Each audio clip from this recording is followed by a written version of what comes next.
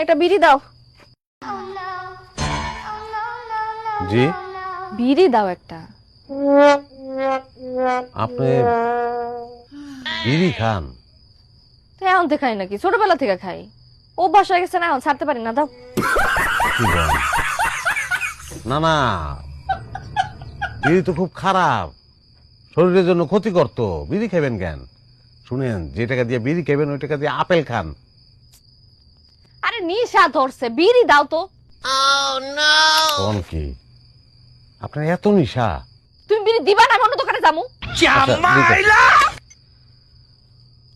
শ্যামরা রাধায় যেমন তেমন, শ্যামরি রাধায় কষা টান, বিড়ি খেয়া গেল দেশের মান। No, no, no, no.